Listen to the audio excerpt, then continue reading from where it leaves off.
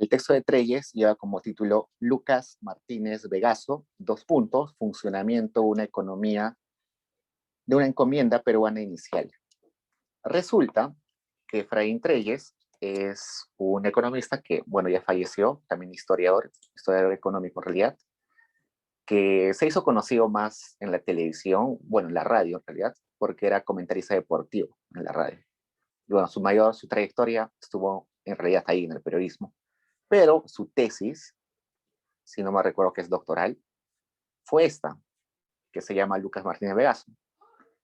Y se llama Lucas Martínez Vegaso porque él encontró una fuente interesante de información para estudiar la colonia. Encontró que había un encomendero de ese nombre llamado Lucas Martínez Vegaso, que era muy escrupuloso en anotar todas las actividades que hacía el día a día. Tenía registro de todo lo que vendía, todo lo que compraba, todo lo que pagaba como salarios, todo lo que recibía como ingresos.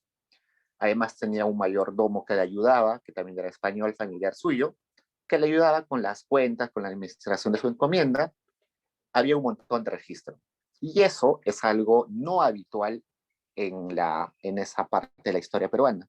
La mayoría de encomenderos o de españoles que llegaban y que les daban ciertas tierras en ese momento, no anotaban mucho sus registros. Eran como que producían o hacían sus actividades mercantiles, así como sin anotarlas, ¿no? Hacían, como había un montón de cosas que hacer, un montón de transacciones que hacían, no le daban importancia a la parte contable.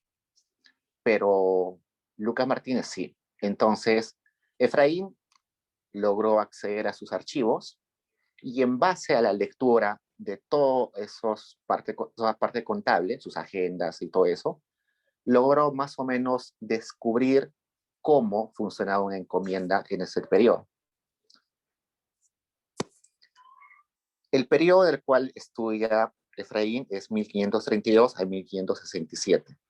Si vemos ese periodo, 1532 es inmediatamente empieza la conquista y 1567 es más o menos cuando estamos con el quinto virrey. Entonces es más o menos la parte inicial. Esa parte donde todavía no estaba bien instaurada el virreinato, no había una figura administrativa muy formada, no estaba estructurada muy bien las leyes, todo había sido hecho al caballazo. Eh, como la conquista fue muy rápida, se entregaron tierras, se dieron puestos a funcionarios muy rápido, sin mucho que pensar, a los primeros que llegaron les dieron los cargos, las tierras. Entonces es una época muy caótica, donde todavía no hay leyes claras, no hay funciones claras para los funcionarios. Entonces es interesante saber ese tiempo o estudiar ese tiempo, porque es un tiempo en el cual todavía la estructura española no estaba sentada en el Perú y la estructura inca, el Tahuantinsuyo, todavía no había desaparecido del todo.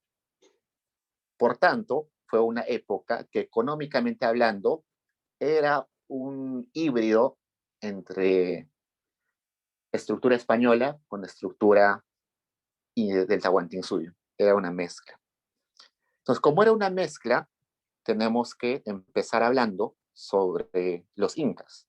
Vamos a dar un paso atrás de lo que habla Efraín y vamos a empezar hablando sobre los incas para saber exactamente sobre esa estructura que, que vino, que estuvo antes. Déjenme poner una hoja después. Ya. En el curso seguro han agarrado un autor, o van a agarrar un autor que se llama Murra. Murra es un teórico de la economía del Tahuantinsuyo que le gusta bastante ser bien sistemático en sus trabajos y voy a utilizar un poco de lo que habla él. Como les dije en la clase anterior y la anterior también, todas las diapositivas que están acá son un resumen rápido para ustedes, pero yo prefiero hacer un esquema para ir hablando y explicando y anotando cosas que salen en el momento. Entonces, Murra, esto voy a sacarlo del texto de Murra, que está en su sílabus, dice que la estructura económica incaica del Tahuantinsuyo tenía dos niveles. Resulta que el centro del gobierno económico era Cusco, y cuando hablamos de Cusco estamos hablando de los funcionarios del Inca, de la nobleza, de los religiosos, la clase alta, la clase dominante, la que ponía las reglas y la que gobernaba. Entonces Cusco estaba acá como el centro, pero la unidad en el imperio incaico eran los ayllus. Entonces, había un montón de ayllus, en cada ayllu hay un montón de personas, un ayllu es como una familia, en verdad es como una comunidad, pero se le dice familia porque todos están como relacionados consanguíneamente. Una comunidad, todos se conocen, todos comparten algún lazo de parentesco, entonces es como una familia grande. Y dentro de esa familia grande, que es un pueblo, y una comunidad, hay alguien que está en el centro. Ese alguien que está en el centro va a ser la cabeza del ayllu, que se le llama curaca. Este es un curaca, que es el centro o el que dirige el ayllu. Resulta que el ayllu tributaba al Cusco, todos los ayllus tributaban al Cusco, parte del trabajo, parte de la producción, y el Cusco les devolvía con redistribución, ¿no? Entonces el primer nivel es el redistributivo. Hay un nivel de redistribución, que es lo que estudiamos con Polanyi, donde hay un centro necesariamente, que es Cusco, y pequeños otras unidades, que en este caso son los ayllus. Y dentro de las comunidades había algo que se llamaba reciprocidad, que también lo vimos con Polanyi. Esa reciprocidad era a nivel comunal, a nivel del ayllu. Esa reciprocidad se reflejaba en el trabajo que hacían una familia por la otra familia, y así se turnaba, ¿no? Para trabajar por una familia y luego por otra familia. A eso se le llamaba minca, inca, que es una familia, trabaja este fin de semana, todas las familias trabajan un fin de semana por una familia, y luego el siguiente fin de semana para otra familia, y así todos comparten la fuerza laboral. Dentro del mismo ayllu también había como cierto grado de protección a las viudas y a los huachas. Huachas en quechua significa, traducido al español, significa huérfano. Pero huérfano, en realidad, para los incas, era sinónimo de personas sin tierra. Las tierras en el imperio inca no eran asignadas por quien las compraba, no había un mercado de tierras, sino que el inca asignaba tierras a las familias. Por ejemplo, un ayllu, si tenía 50 personas, les asignaba 50 topos de tierras, o 50 hectáreas de tierras. Y los huérfanos eran aquellos que no podían acceder a tierras, por diversas razones. Quizás se habían rebelado contra el Inca y por tanto no eran merecedores de tierras, o simplemente porque no pertenecían a ningún ayllu, o porque tenían una discapacidad, o estaban enfermos. Entonces, esas personas que no podían acceder a la tierra, no podían acceder a producir, por tanto no tenían medios de subsistencia, eran mantenidos de alguna manera por el ayllu, por esa reciprocidad interna del ayllu.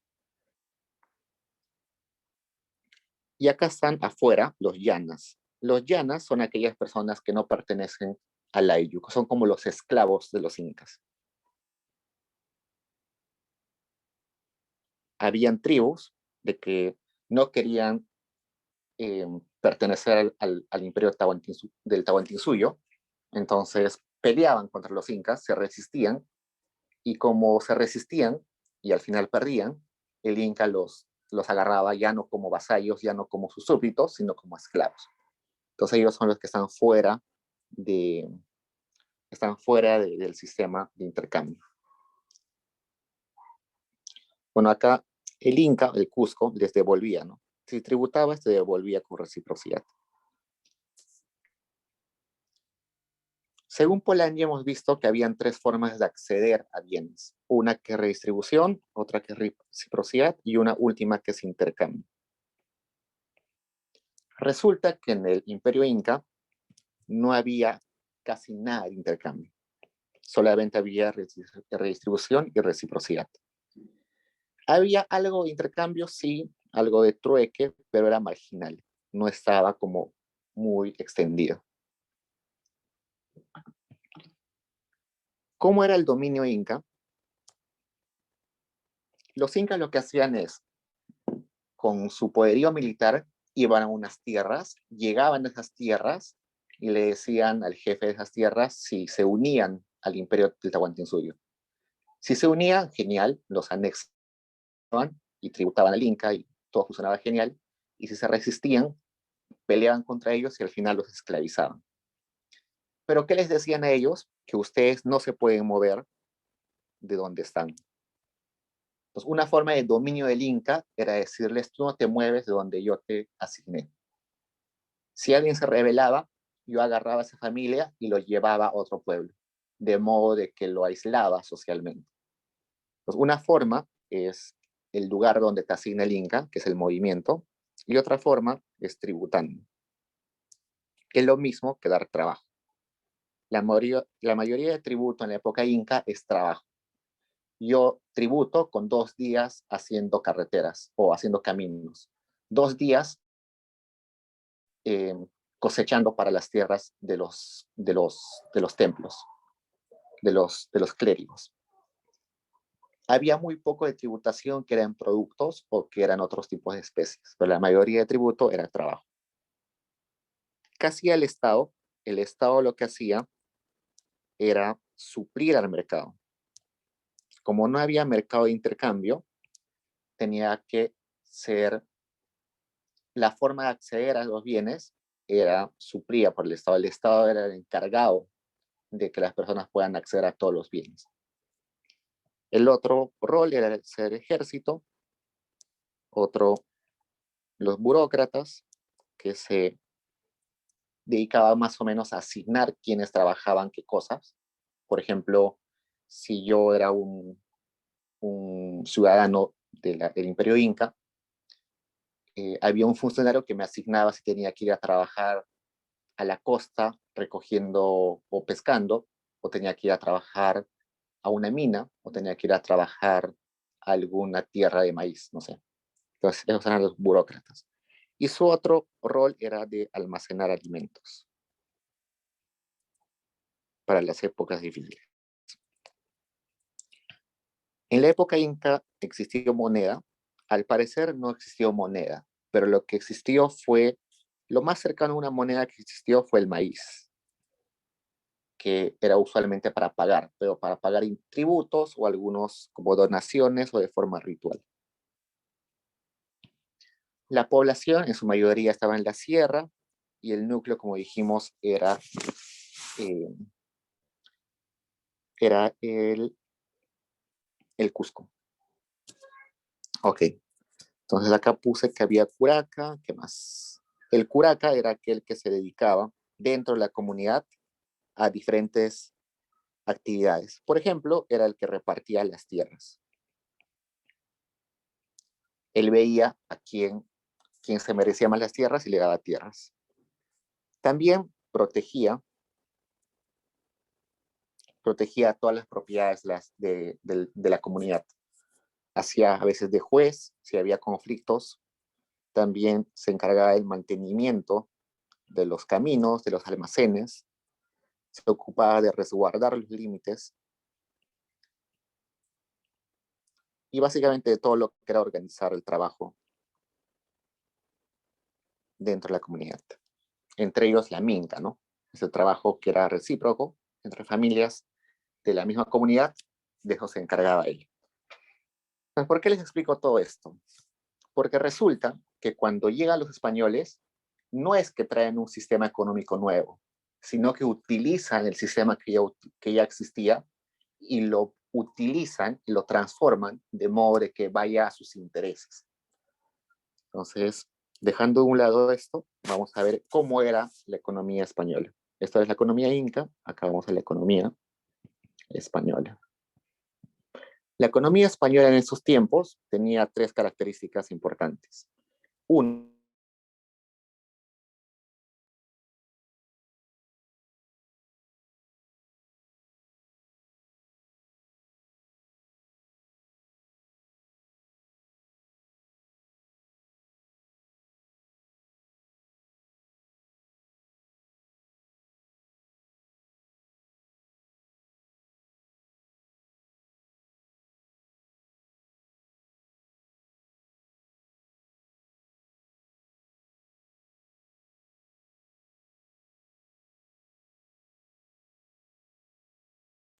Diego, disculpa, no te escuchamos.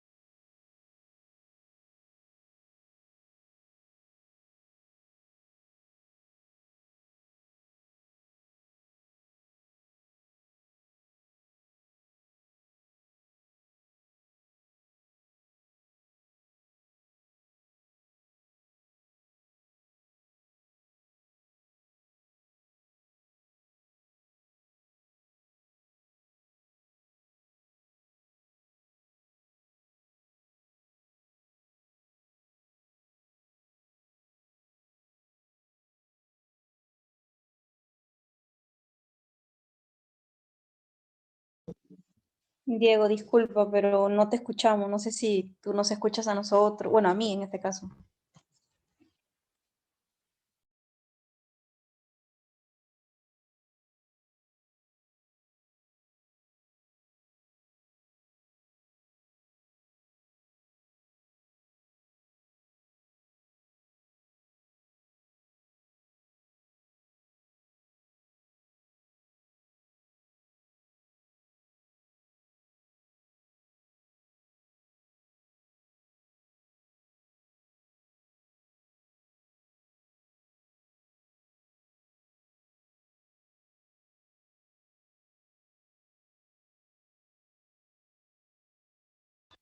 Diego, en todo caso, tal vez entra, o sea, sales y entras otra vez o reinicias.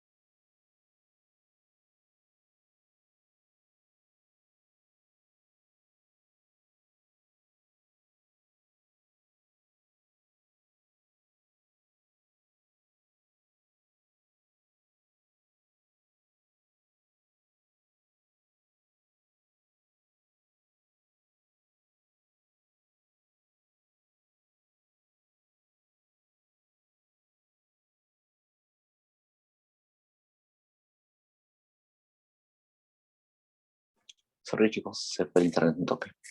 Okay. Ahora sí me escuchan.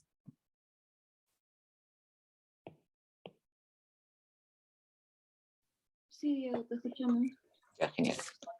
Sorry. Ok, entonces nos va a decir Glave que el mercado interno colonial desde más o menos 1545, que es el periodo donde los españoles toman posesión de Potosí, va a girar en torno a la extracción de plata en el Perú Alto, que es hoy Bolivia. Y eso va a durar más o menos del siglo XVI, siglo XVII. Todo ese periodo va a ser un periodo marcado donde Potosí es protagonista. Y le vamos a llamar a todo eso el espacio económico del sur del virreinato. Resulta que Potosí no era conocido por los españoles cuando ellos llegaron. Cuando llegaron, ellos veían un cerro que no servía de mucho, que estaba ahí botado, y se cuenta que eran dos amigos, bueno, en realidad era un chico, un indígena, que una vez había viajado o había llevado su rebaño a pastar a una montaña, y en la noche prendió una fogata, y cuando prendió la fogata, el suelo se empezó a iluminar.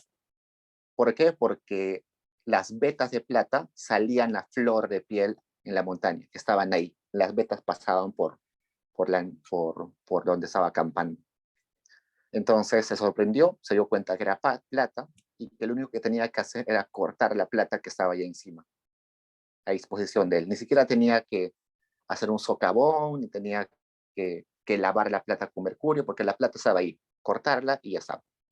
Entonces se dio cuenta de eso y se hizo rico. Al toque se hizo rico, empezó a sacar plata ahí y se dio cuenta que necesitaba ayuda.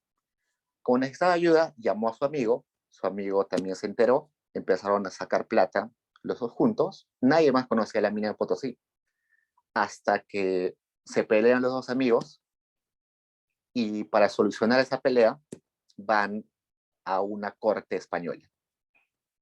Y resulta que cuando llegan a la corte española, en lugar de solucionar el conflicto entre los dos indígenas, lo que hacen los españoles es apoderarse de la montaña que era Potosí. O sea, al final, estos dos indígenas fueron expulsados de la montaña y fueron los españoles los que empezaron a extraer la plata ahí. Y como les dije al inicio, era muy fácil extraer la plata. Lo único que tenían que hacer era cortar las vetas de plata que estaban ahí. Con el tiempo, evidentemente, esas vetas que estaban ahí expuestas ya se acabaron y tuvieron que hacer socavones. Con el tiempo, la plata era más difícil de encontrar. Ya no era solamente cortarla, sino que tenían que sacar un montón de tierra y lavarla con mercurio para diferenciar otros metales de la plata. Pero al inicio era como plata pura, literal, pura plata. Hoy en día se sigue viendo plata ahí, hay como 5.000 socavones en toda la montaña de Potosí. Y la plata ya es más escasa en realidad, hay que lavarla y se saca muy poco, pero aún así sigue habiendo. Entonces pongamos acá a Potosí. Diego, disculpa, Dime.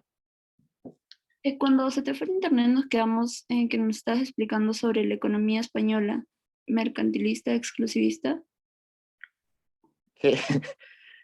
No, no, no hemos visto nada de eso, ¿Esto lo vieron? ¿no? O yo no lo vi, no sé si alguien lo vio. O sea, ¿desde No, qué hora más o nada de menos se fue? eso. Pues, ¿Por qué no avisaron, chicos? te hablamos Sí, como hace 20 minutos y no nos escuchabas. Wow. Sorry, chicos. Pensé, o sea, en pantalla sí estaba que estaba conectado. Mm. Ya, entonces voy a terminar esto de clave y luego regreso al otro. Ya. Gracias por avisar. Entonces, acabo con lo de clave y lo regreso a lo de suyo. Si vuelve a pasar, chicos, escríbanme. Hay dos caras mías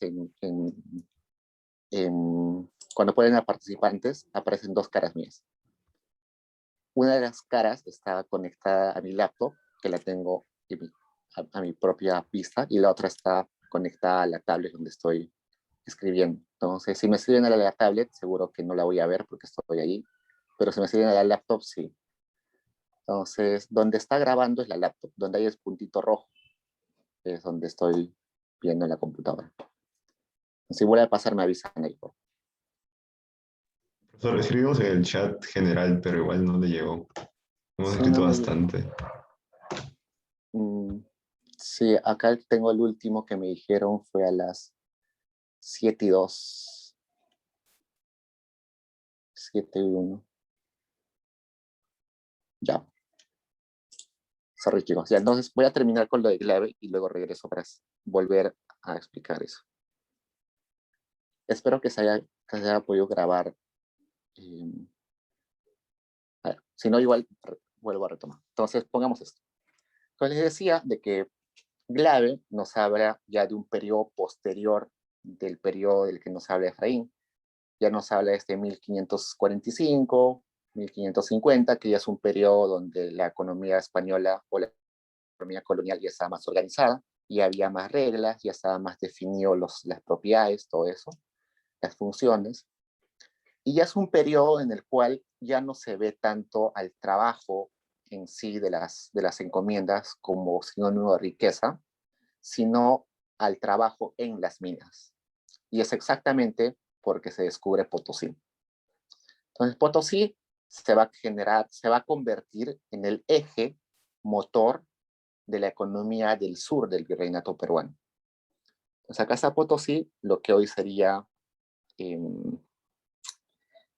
lo que hoy estaría en Bolivia, pero que era Perú. Entonces, como era tan grande la producción de Potosí, todo lo que producía Potosí genera una demanda en comercio, en producción, genera migración. Alrededor de Potosí hay circulación de moneda y además Potosí va a demandar todo. Es lo mismo que Mercurio. ¿Por qué decimos que guía o genera comercio? Resulta que las personas que trabajaban en Potosí necesitaban alimentos, necesitaban vestimenta, necesitaban herramientas. Y eso no se producía evidentemente en Potosí, porque Potosí está como a 4.000 metros de altura, está muy lejos de centros productivos, no se produce muchos alimentos alrededor, no hay muchas fábricas cerca.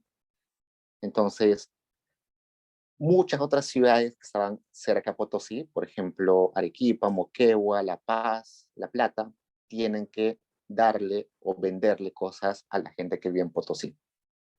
Por otro lado, guía la producción o genera producción porque gracias a Potosí y a su demanda se van a crear o abrir empresas generadoras, por ejemplo, de textiles muy cerca de Potosí. Genera migración porque para trabajar en Potosí se necesitaba la mita minera. Entonces, muchos indígenas son asignados para trabajar en Potosí, entonces tienen que movilizarse. Desde Cusco, por ejemplo, lleva un montón de gente a trabajar a Potosí. Desde Arica había un montón de indígenas que iban a trabajar a Potosí. Eso eran los indígenas que tenían que cumplir su tributo por mita. Pero también habían personas o indígenas que eran libres. Los indígenas libres eran aquellos indígenas que no estaban asociados a un Ayllu, entonces podían trabajar por un salario. No tenían que tributar, pero sí trabajar por un salario. Entonces por eso decimos que también guía la migración. Y la circulación de moneda, porque resulta que como España tenía la moneda como sinónimo pero con plata y oro como sinónimo de moneda, resulta que al lado de Potosí, en la ciudad de Potosí, se crea una casa de la moneda. Toda la plata que se extraía de Potosí se acuñaba en monedas en esa casa de la moneda para luego llevarla a España y poder circular como moneda, ¿no? Y finalmente genera demanda de azogue porque mientras más difícil es encontrar plata, más difícil es distinguir la plata de otros metales. Por ejemplo, distinguirla del zinc, del plomo o de la misma tierra que estaba ahí. Entonces, para distinguir eso hay que lavar todo lo que se extraía con azogue con mercurio para que se separara la plata de lo demás. Ok. Como les dije hace un rato, Potosí fue descubierta por los españoles en 1545. Aparece en los textos de Smith y de Cervantes, como también les conté. Está ubicado a más o menos 5.183 metros sobre el nivel del mar en la parte más alta y en la parte más baja de la montaña a 4.070 metros sobre el nivel del mar. Cuando decimos la mina de Potosí, nos estamos refiriendo a toda la montaña de Potosí, pero en realidad dentro de la montaña hay un montón de pequeñas minas. Hoy en día hay como 500 bocatones, 500 socavones. Entonces, cada socavón le pertenecía a un español distinto. No es que solamente había un español que hacía trabajar toda la montaña, sino diferentes españoles, cada uno dueño de una bocatoma, y ahí hacía trabajar a la gente. Resulta que Potosí llegó en su máxima producción a tener 4.000 personas muertas, perdón, 4.000 personas trabajando, mientras que descansaban 9.000. Y en su mínima de producción tenía algo de 700 trabajadores. Fue tan rica esta mina que llegó a producir el 80% de plata de todo el Perú y 50% de plata de todo el mundo, cuando estuvo en su apogeo total. Pero también, al generar tanta riqueza, generó también un montón de muertes. Se calcula, según algunos historiadores, que hubo 1.000.000 de muertes. Evidentemente, las técnicas de extracción de plata eran muy todavía primitivas. No es como la minería de hoy, que es más tecnificada. Entonces se necesitaba un montón de sacrificio de los trabajadores, por tanto hubo un montón de muertos.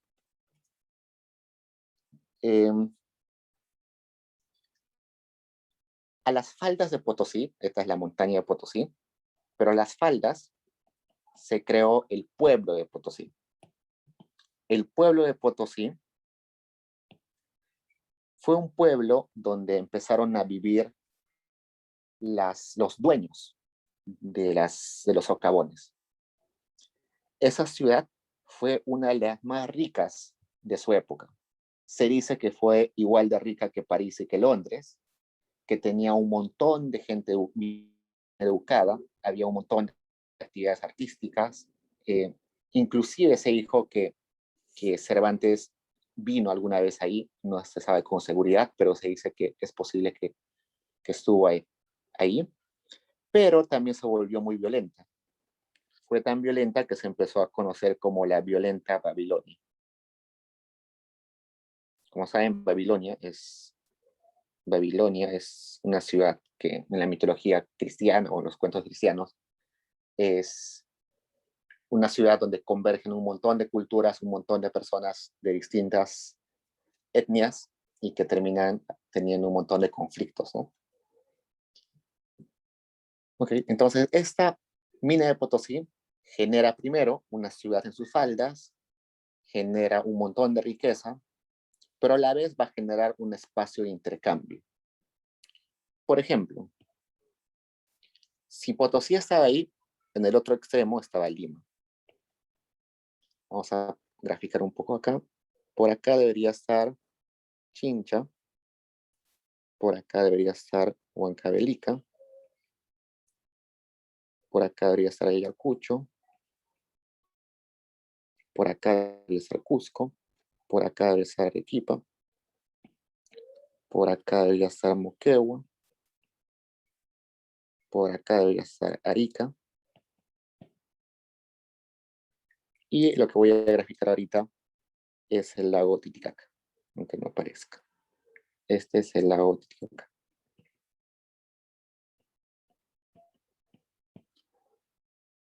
Al lado del lago Titicaca hay una llanura, o alrededor hay una llanura, que se llama la meseta del Collao, donde en ese momento vivían varias culturas, como los lupacas, los pacajes, los collas, los canchis, varias culturas ahí vivían en ese espacio. Estaba entre el Cusco, que estaba rodeado entre Cusco, Arequipa, Moquegua y Potosí. Por acá está La Paz. Y por acá está La Plata. Esas son las ciudades que aparecen en el texto. Entonces resulta que el texto nos dice que Lima era evidentemente el centro administrativo de la colonia y por tanto debería llegar ahí los minerales. Entonces el Potosí mandaba minerales a Arica. Vamos a poner acá Arica. Por acá es Arica. Potosí mandaba los minerales a Arica por tierra y de esta Arica llegaban a Lima por mar, ¿no?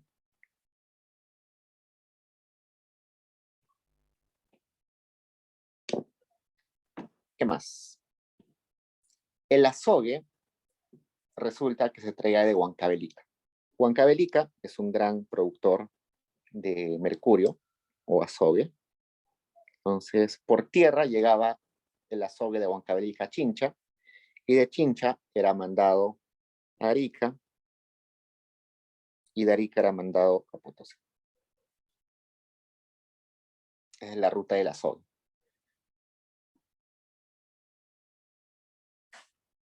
Entonces, Lima es el centro administrativo y también es el centro de donde se va a exportar los minerales. Entonces, pongamos Lima, que es la primera ciudad económicamente definida. Primera ciudad económicamente definida.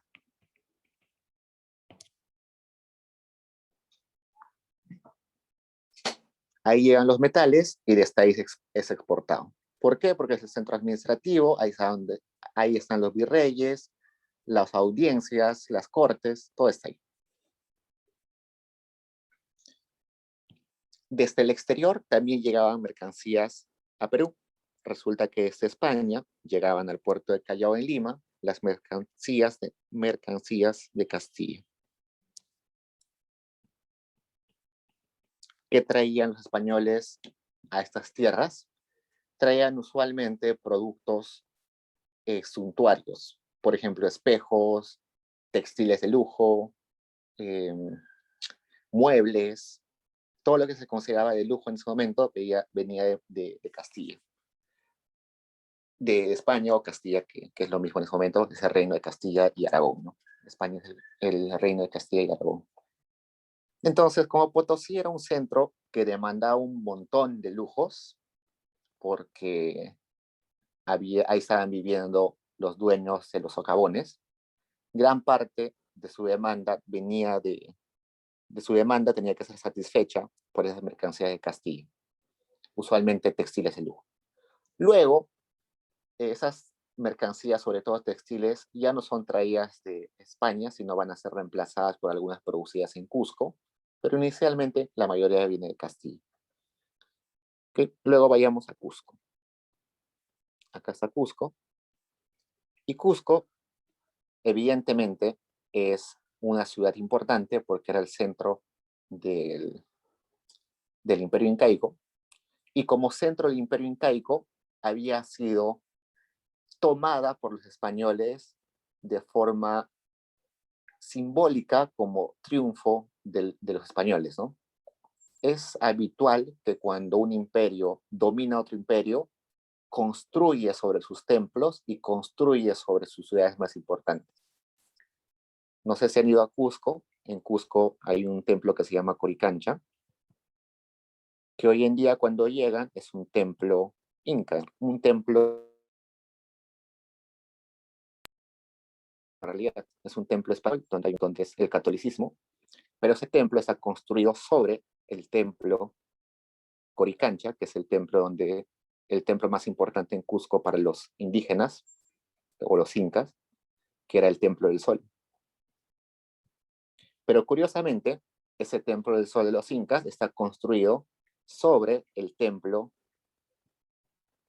que era de una civilización anterior a los incas. Los incas habían conquistado un pueblo y ese pueblo tenía un templo ahí.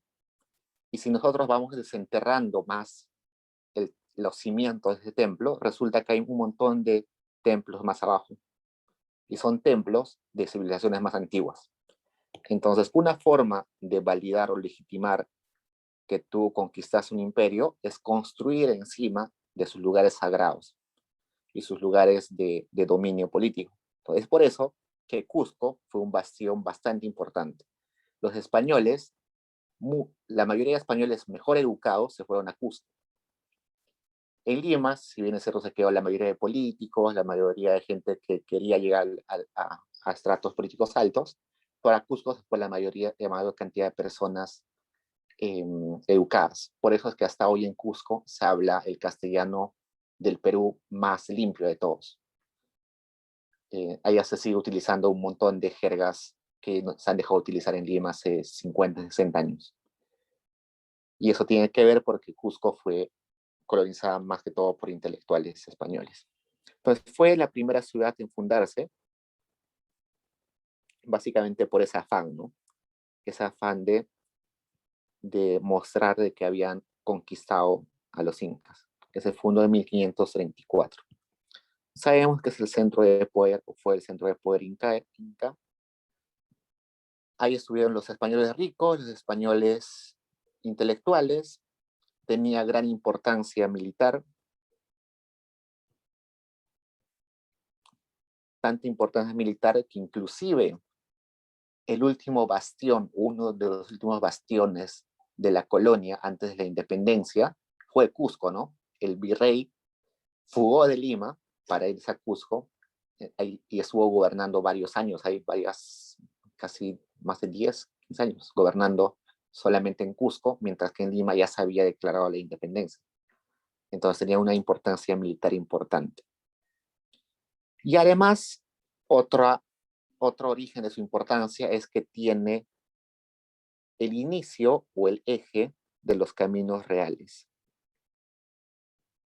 El Capajñán, que es la red de caminos incas, nace en Cusco. Desde Cusco se puede ir a cualquier parte o a cualquier suyo del imperio inca.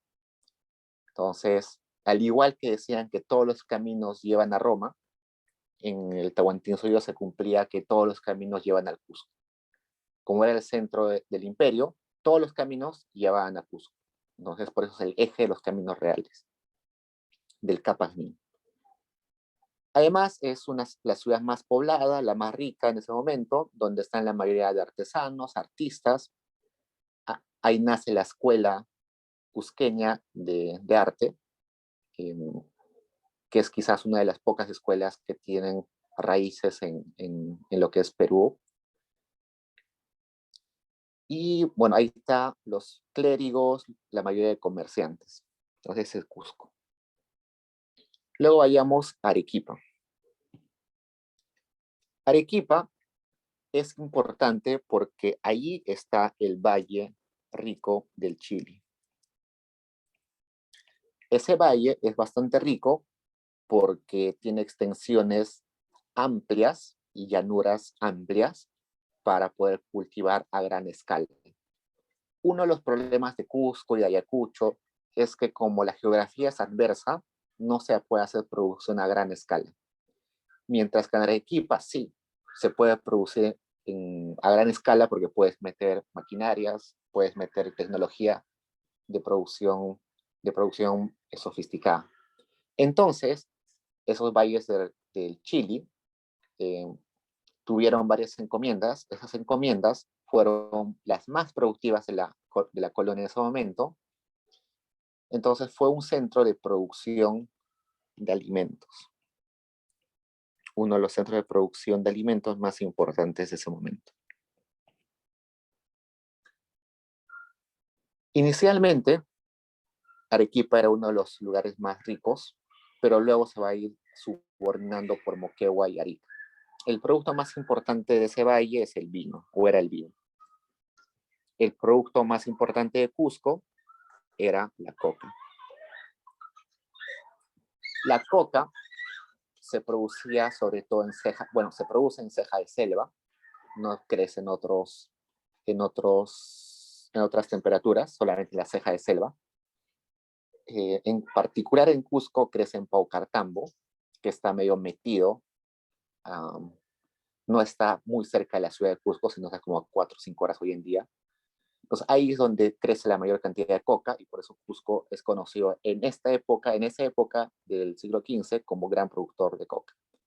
Arequipa va a ser gran productor de alimentos, gran productor de vino, luego Moquegua también va a ser gran productor de vinos, sobre todo porque tenía viñedos, aunque pequeños, con muchísima mejor calidad que los de Arequipa. ¿Qué más? A ver, ¿qué nos falta? La Paz. La Paz se llama en realidad, su nombre completo sería la ciudad de Nuestra Señora de la Paz. Es un espacio, bueno, inicialmente esa ciudad no existía.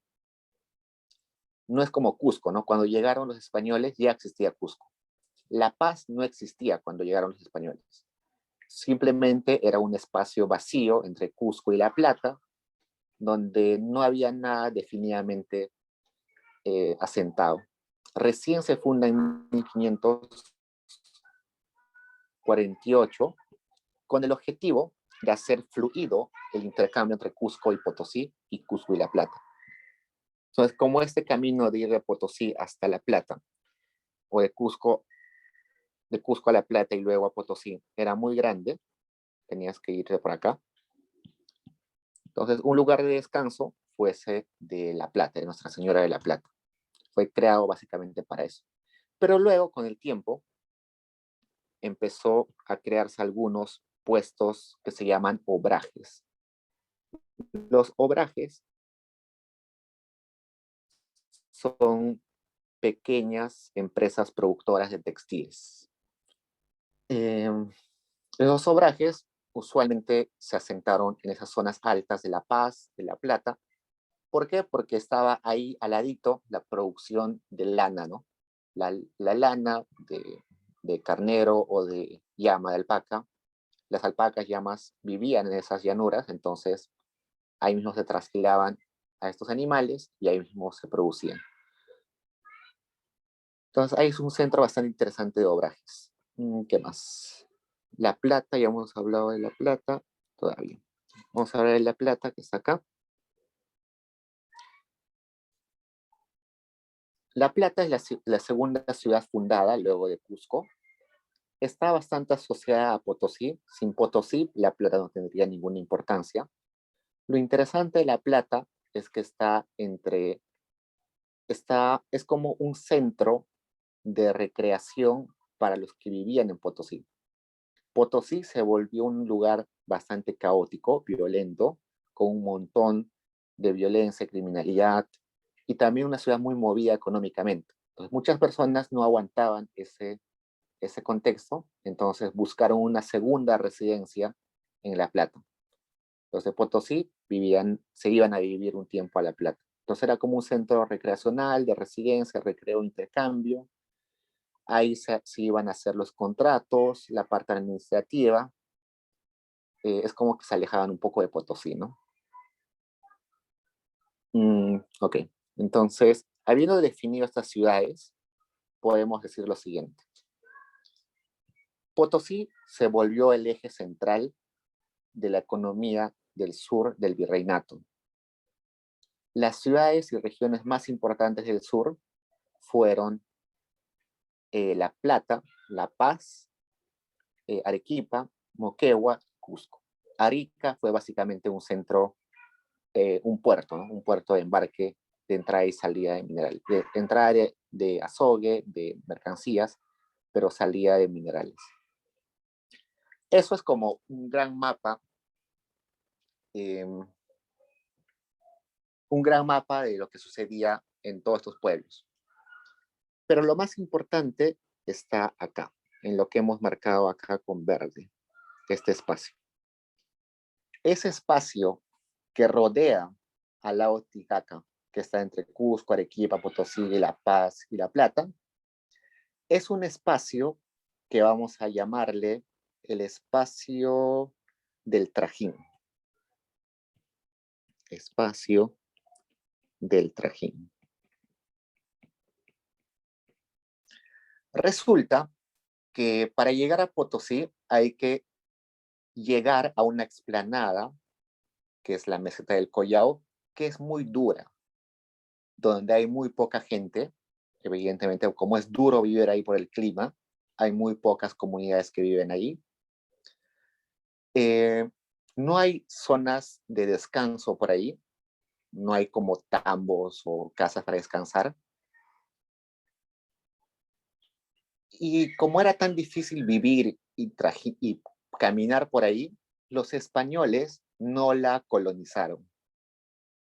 Sin embargo, necesitaban de ese espacio para hacer llegar mercancías a Potosí desde Cusco, desde Arequipa, desde Moquegua.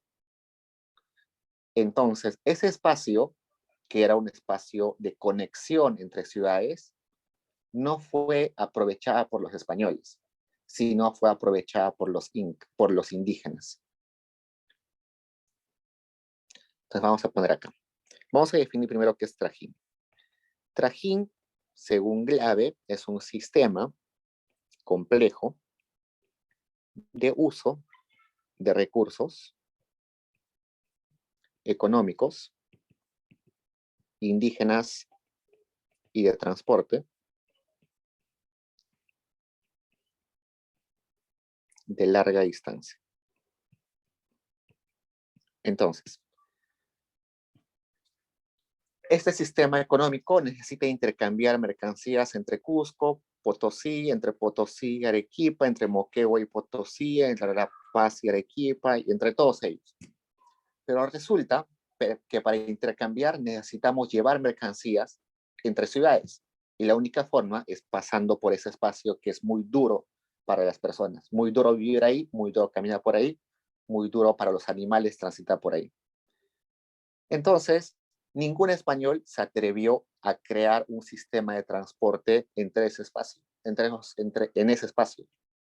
Si no, fueron los mismos indígenas los que aprovecharon y ellos pusieron, entre comillas, su empresa de transportes para facilitar el comercio.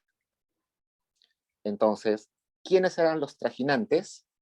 Los trajinantes eran aquellas personas que transportaban mercancías en ese espacio que hemos llamado espacio del trajín, ¿no? ¿Quiénes eran los empresarios del trajín? Eran indígenas que contrataban o que producían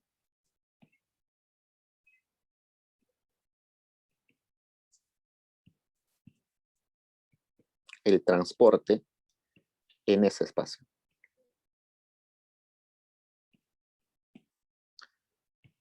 Pero era cualquier indígena, no, eran los indígenas llamados caciques. Y los trajinantes eran simplemente los indígenas comunes. Entonces, si yo quería llevar coca desde Paucartambo en Cusco hasta Potosí, tenía que contratar a una persona que haga ese servicio de transporte. ¿A quién contrataba? A un empresario del trajín. Este empresario del trajín utilizaba llamas o otro tipo de animales, utilizaba indígenas comunes para que lleven toda esa coca desde Paucartambo hasta Potosí. Y tenían que pasar por este espacio del Trajín. Y acá es algo importante recordar quiénes eran los caciques. Los caciques eran las cabezas de los ayllus. Entonces, los caciques que habían tenido ciertas ventajas en la colonia, porque habían sido respetadas como autoridad de la comunidad, vieron que ningún español se dedicaba a hacer transporte en este espacio. Entonces dijeron, esta es una oportunidad para yo hacer mi empresa. Entonces entraron a producir el transporte ahí, aprovechándose que tenían a la mano de obra de sus comunidades. Entonces tenían a la mano indígenas que estaban a su cargo y los obligaban o les mandaban a trabajar gratis para ellos. Entonces era una explotación de indígenas a indígenas, ¿no? Interesante. No habíamos visto en la historia que nos cuentan usualmente una explotación de indígenas a indígenas, pero acá parece que sí. Entonces ellos son los trajinantes, los empresarios del trajín. ¿Qué más? Entonces los dos productos más importantes, como dijimos, eran vino, textiles y alimentos. En el texto clave nos va a hacer una descripción del detalle de cómo se hacía el transporte de vino y de coca. En primer lugar, cuando habla del vino, nos va a contar un montón de cosas interesantes. Por ejemplo, que el vino era usualmente consumido por los españoles, no por indígenas. Los que demandaban vino eran los españoles. Los que demandaban, por otro lado, coca, en su mayoría eran indígenas, no españoles. Por otro lado, nos dicen que para hacer el transporte del vino se necesitaban animales como llamas, además botijas, que eran como jarrones de cerámica, y sogas y un montón de otros utensilios, ¿no? Para amarrar esas botijas a la llama. El vino se llevaba usualmente de Arequipa, de Moquegua, a veces desde Nazca, desde Ica, y había un montón de formas de contrato. Esas formas de contrato nos interesan mucho. A veces hay contratos que solamente te cobraban el flete, otros que te cobraban el flete más la comercialización, pero esos no nos interesa mucho. ¿Qué más? Por el otro lado, la coca usualmente se traía de Cusco y de La Paz, la mayor cantidad de Paucartambo. Se necesitaba para esos cestos, ya no botijas, sino cestos, sogas y todo lo que se necesitaba para amarrarlo a la llama, ¿no? Y había dos etapas para sacar. Primero se tenía que sacar en la chacra, porque primero, por ejemplo, de Paucartambo se sacaba Cusco, y de Cusco recién iba a Potosí. Pues eso es lo más relevante en esos casos. Hay una descripción importante, no nos importa mucho eso, pero seguro lo van a leer con más detalle. Entonces, ¿qué se necesita para hacer ese transporte? Primero se necesita sogas, botijas, todo eso, ¿no? A ver, déjenme... ya. Este espacio del trajín que habíamos marcado en el mapa tiene algunas características que voy a detallar acá. Ese espacio del trajín primero está entre 4 ciudades importantes. Ya vimos qué ciudades, ¿no? Cusco, Arequipa, Moquegua, La Paz. Y bueno, están conectados con Potosí y La Plata. Aparte de eso, en esa zona no crece ni papa ni maíz. Es una llanura, es una explanada. Lo único que produce esas zonas son, por ejemplo, chuño, oca, quinoa, productos que no se utilizan en mucha cantidad en realidad en esos tiempos. Parece una zona muy agreste, pero tiene una riqueza bastante grande. Su riqueza es en ganado, en realidad en la cantidad de llamas que hay en ese espacio. La densidad poblacional en ese espacio es bastante baja, hay muy pocos y están muy dispersos. Por otro lado, es un espacio puramente indígena, no hay espacios colonizados por los españoles, no hay ciudades españolas en esa parte, entonces no hay ciudades españolas.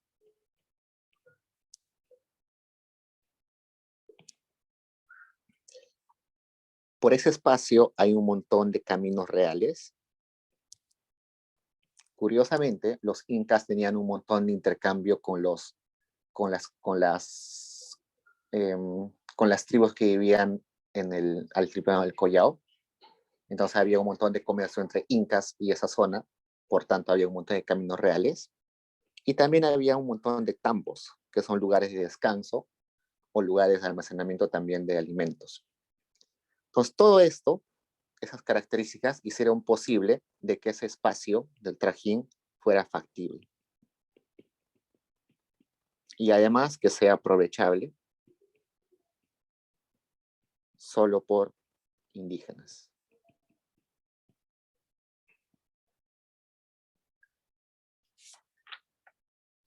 Entonces les preguntan, ¿cuáles son las características que hicieron posible el espacio del Trajín? Esas son. Luego, Glave va a hacer un recuento de cuáles son los costos para hacer ese transporte. Y es una lista larga. Dice, por ejemplo, que se necesita energía de animales, se necesita energía humana, se necesita sogas, cestos, botijas, hombres que cuiden los animales, a veces te pedían garantías para, eh, para darte la mercancía. Por ejemplo, si yo tenía que llevar coca desde Paucartambo hasta Potosí, no iban a entregar la coca así nomás, ¿no? Iban a pensar que me voy a escapar. Entonces me piden una garantía. Aparte de eso, la demanda de vino y de coca era muy irregular.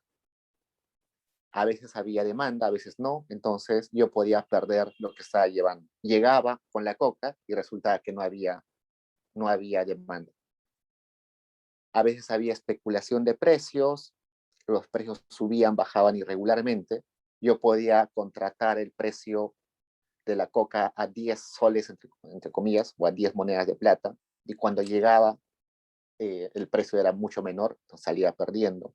Los productos se perdían muy fáciles, las botijas se rompían con mucha facilidad, los cestos se rompían con mucha facilidad, se perdía la coca y el vino en el camino, los animales se caían, entonces perdía el ganado ahí que se moría.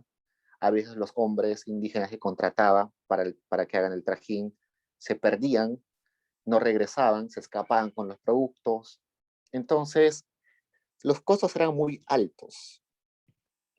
Entonces, eso parece que esta actividad no es apetecible, ¿no? Entonces, si es una actividad tan costosa, tan irregular, tan poco, tan poco, tan poco, con pocas ganancias, tan poco rentable, y todo eso apunta a que cualquier empresario no se metería a eso. ¿Por qué a pesar de todo eso había tantas personas que se dedicaban al trajín, tantos caciques se ocupaban del trajín? Esa pregunta se hace clave y su respuesta está en que existía un subsidio de la economía comunal a la producción de esa circulación.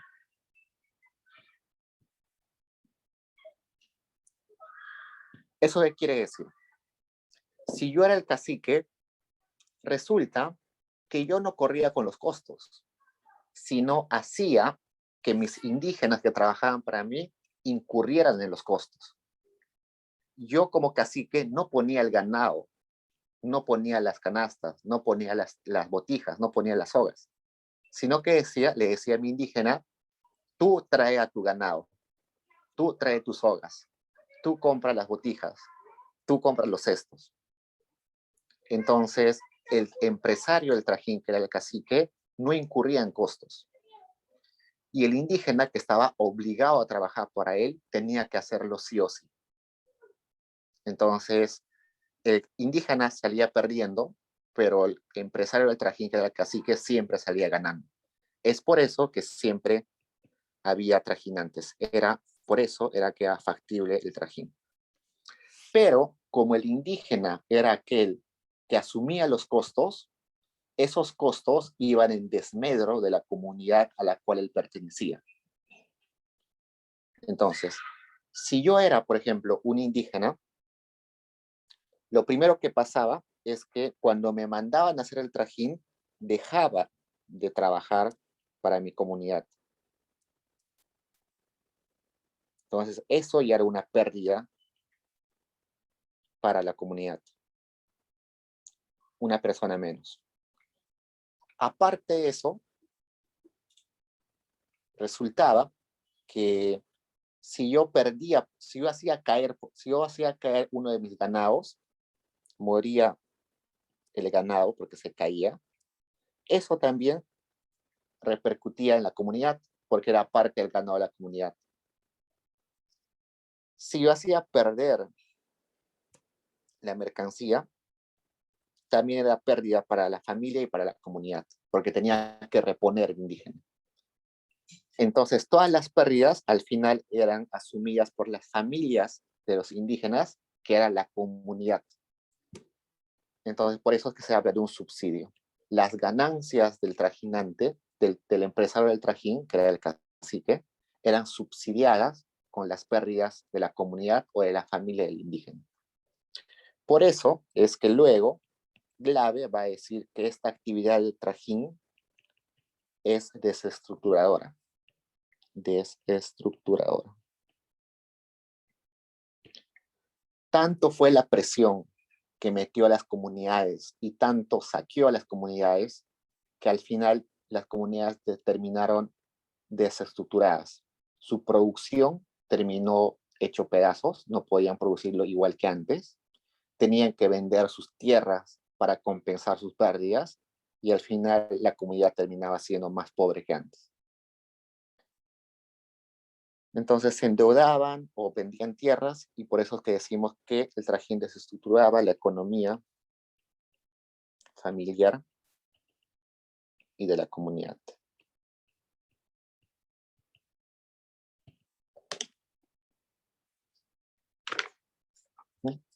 Es interesante, ¿no? Hablar de explotación de indígenas por indígenas y que al final eso va en contra de la misma economía de los indígenas, de la comunidad.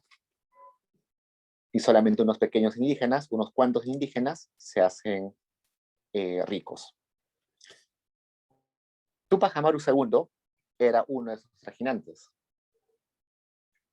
Tupac Amaru II se dedicaba a esto, era un gran transportista de mercancías. Y vamos a ver luego que cuando los españoles tratan de sacar provecho de esta actividad del transporte o tratan de apoderarse de esta actividad del trajín, es que Tupac Amaru II dice, no, me están quitando el negocio, por tanto yo me rebelo contra ustedes. Y ese es el inicio de algunas de las sublevaciones más grandes en la Sierra del Virreinato, que luego van a terminar, según algunos autores, en los primeros gritos de independencia. Pero eso ya lo vamos a ver en clases siguientes. Preguntas, chicos, eso sería el texto de Glave. Si no tienen preguntas, puedo repetirlo de Treyes para que quede grabado. Y estoy seguro que no se grabó la otra parte en la que estuve desconectado. Preguntas, chicos. Diego, tengo una pregunta. Dime. Con respecto a las legislaciones que se impusieron con respecto a los indios, ¿eso sirvió de algo? Sí. En el texto también habla un poco de Bartolomé de las Casas y de algunos religiosos que se pusieron sobre el hombro esta lucha de tratar de liberar a los indígenas de eso, ¿no? Sí, de alguna forma en el corto plazo no sirvió mucho. Se dice que, por ejemplo, los escritos de Bartolomé de las Casas cayeron en saco roto en su época, pero décadas siguientes esos escritos sirvieron para de verdad eh, hacer cambios drásticos, ¿no? Sin, lo, sin los escritos de Bartolomé de las Casas, llegada la independencia, no hubiéramos sabido cuán grande fue la explotación y, y bueno, cuando llegó la independencia se hizo urgente que los indígenas trabajen por un salario, ¿no? En la independencia los indígenas ya no trabajaban gratis, sino trabajaban por un salario. Se creó un mercado de trabajo ahí. Entonces, en el corto plazo no sirvió de mucho, pero sí luego, llegada la independencia, sí sirvió de bastante para legitimar esa liberación del trabajo indígena.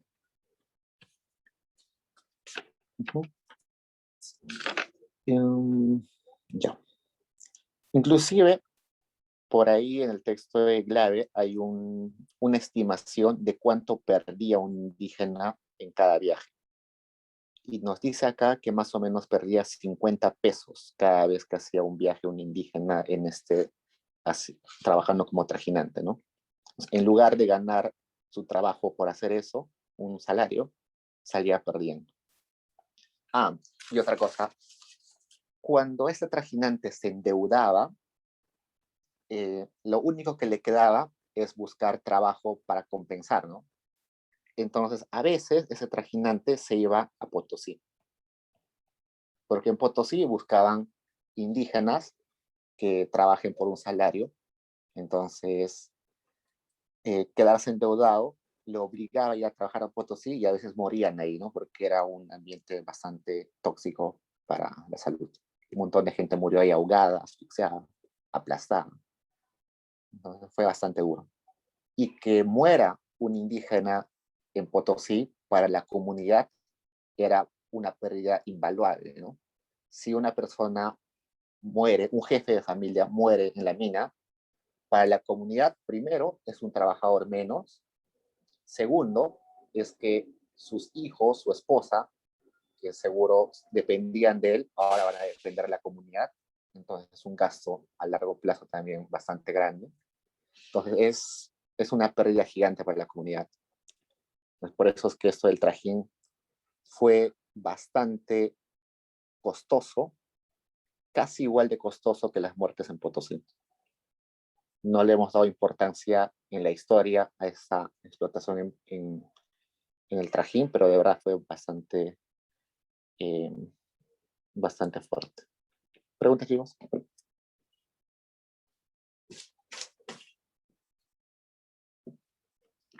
A ver, regresemos entonces acá. Ya. Resulta que regresando al texto de Trellis, resulta que estas eran las características de la economía española, toda esta parte izquierda, las características de la economía inca. Cuando llegan los españoles a Perú, primero se dan cuenta que hay un montón de oro y plata para exportar, para llevársela. Una vez que se acaba el oro y la plata, que estaban en los templos, en las casas, en los palacios, dicen, ahora, ¿qué queda? Ya se acabó el oro y la plata, pero en ese momento se dan cuenta que la verdadera riqueza de esa colonia era la mano de obra. Había un montón de dotación de mano de obra, un montón de indígenas que podían utilizar. Entonces, para utilizar esa mano de obra indígena, ellos no es que vienen con un sistema nuevo, sino agarran el sistema que ya existía y lo subordinan y lo utilizan para poner un sistema nuevo. Lo más resaltante es que utilizan este núcleo de la economía inca, que es el curaca, le cambian de nombre y le ponen cacique y lo utilizan para manejar la mano de obra de más indígenas. El curaca, en la época inca, era aquel que organizaba el trabajo en los ayllus, a favor del inca y de la comunidad. El cacique ahora se vuelve aquel que organiza el trabajo en los ayllus, pero a favor de un encomendero, de un español.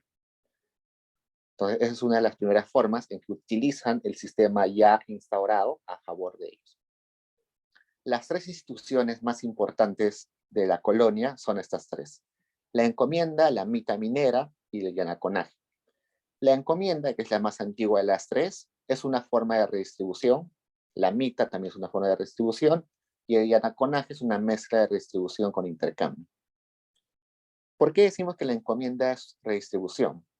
Porque en el centro hay un individuo muy poderoso, que es el encomendero, y alrededor de él hay un montón de familias muy parecidas entre sí, que son los ayllus, y esas familias son entregadas al español, al encomendero, son entregadas con un jefe, ¿no? El jefe de cada ayllu es el cacique. Entonces, estos ayllus tienen que entregarle fuerza de trabajo, horas de trabajo al encomendero, y el encomendero, en teoría, tiene que devolverles algo. ¿Qué les devuelve?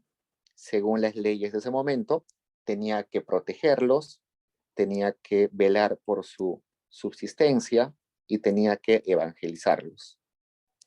Es una forma de ver muy paternalista, ¿no? Pero así era en ese momento. Entonces, es como una transformación de la redistribución, pero distorsionada a favor de los españoles. En la época inca, era una redistribución que iba en favor de la sociedad o del imperio en general, pero ahora se transforma en una redistribución subordinada al interés de los españoles, de un español. La mita, por otro lado, es el trabajo forzado que tenían que hacer los indígenas a una mina. Entonces, había una mina que es como el ente grande, el ente central, y las familias que vivían cerca tenían que mandar una cierta cantidad de trabajadores cada año a la mina. Y en teoría, el dueño de la mina tenía que devolverles algo: alimentos, vestimenta, velar por su seguridad y a veces quizás algo de redistribución económica. Pero también es un poco distorsionado, ¿no? Porque no hay como una redistribución justa. Pero al fin y al cabo es redistribución. Y finalmente el yanaconaje viene, bueno, la palabra yanaconaje viene de la palabra llana. Si recuerdan, acá teníamos llana, que eran los esclavos de los incas. Si había una tribu que no quería anexarse al imperio del Tahuantinsuyo, lo que hacían los incas es hacerles guerra y esclavizarlos. Por eso les llamaban llanas, como la escoria. Su traducción es como escoria, algo así.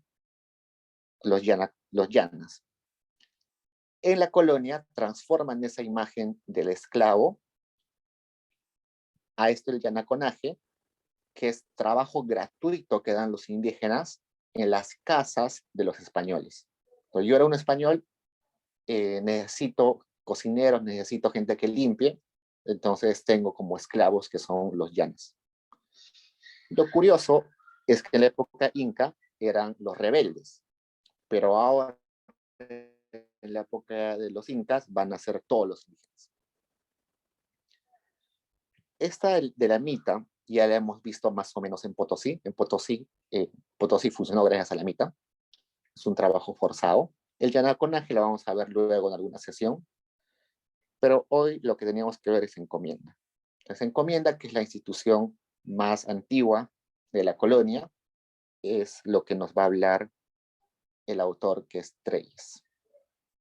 Entonces, la encomienda es una institución socioeconómica en la cual un grupo de indígenas es asignado a un español para que el español pueda utilizar la mano de obra de estos. Cuando hablamos de encomienda, se nos viene a la cabeza de que es un pedazo de tierra, pero en la vida real no, con la vida real no era así. Es una cantidad de indígenas. Evidentemente, los indígenas están arraigados a una tierra. y viven en un cierto terreno. Y es como que también al encomendero indirectamente le están asignando la tierra a estos indígenas. Pero era un poquito desordenado asignarle 1000 indígenas a un encomendero. Tenían que hacer, ¿qué tendrían que hacer? Una lista de 1000 indígenas y dársela al encomendero. Eso era un poquito difícil, ¿no? Y peor en esos momentos en los cuales la información no es fácil. No se puede hacer un censo. Era muy difícil. Entonces, lo que hacían en lugar de asignar 1000 indígenas, era asignar unos cuantos curacas. Como los curacas eran los jefes de las comunidades o los ayllus, cuando yo te asigno un curaca, te estoy asignando toda la mano de obra que, que, que tiene bajo su mando este curaca, es decir, a toda la comunidad del curaca. Es decir, como que ahorita yo les dijera, yo te asigno tal alcalde, entonces cuando te estoy asignando ese alcalde, te estoy asignando a la vez a todo su distrito, algo así. Y de ese modo era más fácil organizar, ¿no? Ya no tenía que, el español ya no tenía que conversar o arreglar con 1000 indígenas, sino solamente con el curaca que se encargará de los 1000 indígenas. Una característica de esta encomienda es que no era heredable. Si a mí me daban una encomienda, es decir, una cantidad de indígenas, y yo moría, esa encomienda pasaba de regreso a la corona española y la corona española la asignaba a un español nuevo. Eso fue motivo de conflicto en la colonia. Trataron de tumbarse esta regla y lo consiguieron en algún momento, pero inicialmente es no heredable. Como ya les dije también, a cambio de que le daban la encomienda a un español, a cambio de evangelizar a los indígenas, a cambio de alimentarlos o velar por su integridad. ¿A quiénes se les asignaba la encomienda? Resulta que la encomienda era un premio a aquellos que habían participado en la conquista del Perú. Entonces, si yo había estado al lado de Pizarro en la conquista, o había sido algún soldado destacado en la conquista, me daban como recompensa una encomienda, o algunas encomiendas. Lucas Martínez Vegaso, que es el encomendero que estamos estudiando acá, tuvo mucha suerte, porque él no era un militar destacado, ni siquiera era un militar, pero tuvo la suerte de llegar al momento, a un momento temprano de la conquista y de haber colaborado en algunas acciones para la conquista. Pero tuvo más suerte que otros. Por ejemplo, algunos de los más cercanos a Pizarro recibieron encomiendas muy chiquitas, a pesar de haber sido muy cercanos a Pizarro. Y Lucas Martínez Vegaso, que ni siquiera había conocido a Pizarro y que no era un militar destacado ni un funcionario muy destacado, recibió una de las encomiendas más grandes del Perú. Y tuvo suerte por lo siguiente, porque cuando a ti te asignaban, por ejemplo, 10 curacas, pero uno no sabía qué cantidad de indígenas estaban anexados a esos curacas. A mí me podían anexar 100 curacas, pero si cada curaca solamente tenía 10 indígenas anexados, no era mucho, ¿no? Pero si me anexaban a 2 curacas, y esos 2 curacas cada uno tenía 10.000 indígenas anexados, era un montón, ¿no? Entonces, Lucas Martínez Vegaso tuvo la suerte de que le asignaron pocos curacas, pero esos pocos tenían un montón de indígenas. Por eso es que tuvo una de las encomiendas más grandes de la colonia. Estos indígenas que se les asignaba el encomendero estaban obligados a trabajar para él, pero no todos. Eran los mayores de edad, que tenían de 18 a 48 años. Todos ellos trabajaban para el encomendero.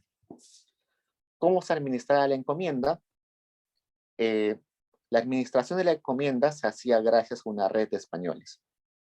Por ejemplo, Lucas Martínez Vegaso tenía un familiar en España que no había tenido la suerte de tener una encomienda, ni siquiera había venido a Perú. Entonces lo llamó, le dijo, ven, te voy a dar empleo acá como administrador de mi hacienda. Así llamó a varios familiares suyos que se encargaban de administrar su encomienda. A esos administradores se les llama mayordomos. Y los mayordomos tienen las funciones de pagar los salarios, de asignar el trabajo de los indígenas, de ocuparse de cultivar las tierras, si tenían esclavos, de ver qué hacían los esclavos y venderlos si había la ocasión, y también de recolectar el tributo que se pagaba usualmente en junio y diciembre. Resulta que junio y diciembre para los indígenas eran fiestas bastante interesantes. Junio es el solsticio de verano y en diciembre está el solsticio de invierno, que para los indígenas marcan fiestas o tradiciones como el Inti Raymi. Entonces, en la época inca, esos periodos de junio y diciembre eran periodos en los cuales pagaban tributo al inca, porque había fiesta. Y eso fue utilizado por los españoles también para cobrar esas fechas tributos a los indígenas. Los mayordomos estaban jerarquizados. Como cualquier empresa, hay un administrador general, administradores de áreas, igual habían los mayordomos, un mayordomo general, mayordomos que se ocupaban de cultivos, otros de animales, otros de los indígenas que estaban no sé, en Cusco, otro que estaban los indígenas de Lima, otros los indígenas que estaban en Ica, no sé. Los mayordomos podían poseer tierras, que es algo interesante. Ellos podían comprar tierras, tener otras actividades. Algo que inicialmente se les negó a los curacas. Los curacas no podían comprar tierras. Luego ya se les dio la libertad, pero inicialmente no. Pasemos a esto que es, no existe una continuidad geográfica en la encomienda. Como lo que te asignan son indígenas y no tierras, puede ser que tus indígenas estén dispersos en todo el territorio de la colonia. Y eso le pasó a Lucas Martínez Vegaso, que le asignaron indígenas, pero resulta que sus indígenas estaban algunos en Arequipa, otros en Moquegua, otros en Cusco, otros en Arica. Entonces no había una continuidad geográfica. Para administrar esos diferentes grupos de indígenas, los mayordomos estaban en cada uno de estos lugares. Entonces, Lucas Martínez Vegaso tenía un administrador en Cusco, otro en Arequipa, otro en Arica y así en cada lugar. Y es por eso que acá ponemos en cada pueblo. Como ya les dije, la encomienda fue instaurada sobre el curacazgo. Utilizaron al curaca, que era como el núcleo de la administración indígena, para implantar la encomienda. Finalmente, otra característica de las encomiendas es que redujeron a la población. No me refiero a que los redujeron exterminándolos, sino que las poblaciones indígenas vivían muy dispersas. Vivían una familia en una montaña, la otra en otra montaña, alejados, muy alejados unos del otro. Pero eso era muy difícil para los encomenderos, porque cuando querían ir a comprar tributos, tenían que ir de montaña a montaña buscando a cada una de las familias. Para evitar eso, obligaron a los indígenas a sentarse en un solo lugar, a bajar de sus montañas a un solo lugar, a sentarse en un solo lugar para ya cobrar más fácil los impuestos.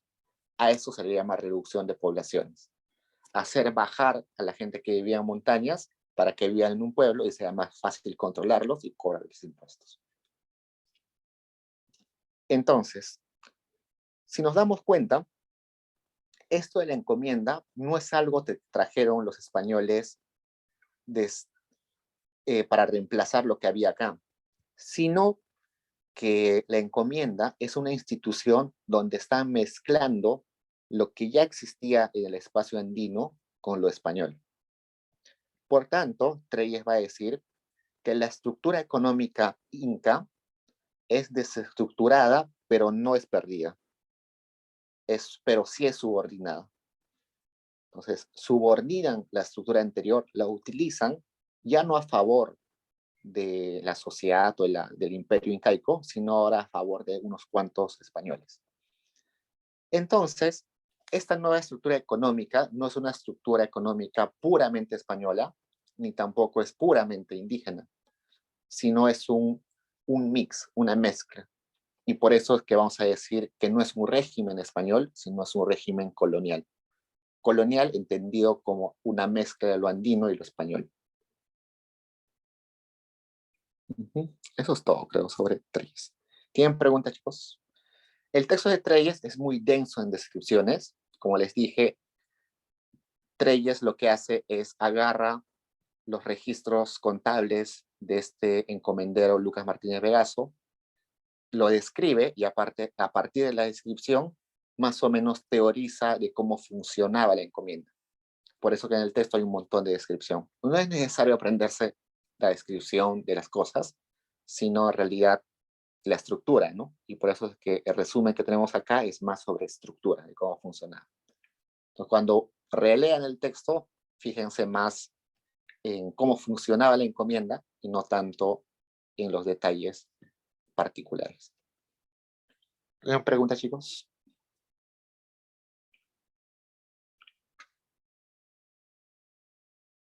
Sí, una pregunta. Dime. En clase vimos que había esta integración vertical y controles psicológicos. ¿Esto se sigue viendo en la encomienda? No, la integración vertical de pisos geográficos es parte de los incas, ¿no? Resulta que había como una división del trabajo. Entonces, se aprovechaba todos los pisos altitudinales de alguna forma para que los que producían acá puedan intercambiar o llevar sus productos acá y así, ¿no? Tener como una producción organizada según los pisos altitudinales. Eso también es utilizado luego por los españoles. En el ejemplo de Lucas Martínez de Vegaso es interesante porque él tenía encomiendas o indígenas en la costa, en Arica, tenía indígenas en Cusco y también tenía indígenas en partes más altas, cercanas ya a 4.000 metros de altura. Entonces, eso le dio a él la oportunidad de poder, a la vez, poder producir o pescar en el mar, tener productos del mar, tener productos como coca y también tener productos como trigo y papa, ¿no? En diferentes pisos. Y eso ayudó para que él pueda intercambiar o comerciar esos bienes y acceder a todos los bienes, ¿no? Si bien es cierto, esa organización de los pisos altitudinales es originaria de los incas, sí fue utilizada luego por las encomiendas. Sí, es muy, muy buena observación.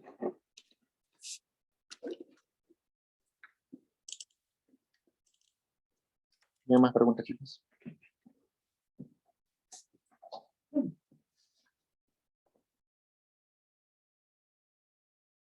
Ok, chicos. Entonces, se hemos pasado un montón de tiempo porque tenía que volver a decir todo lo que dije en ese momento que se fue.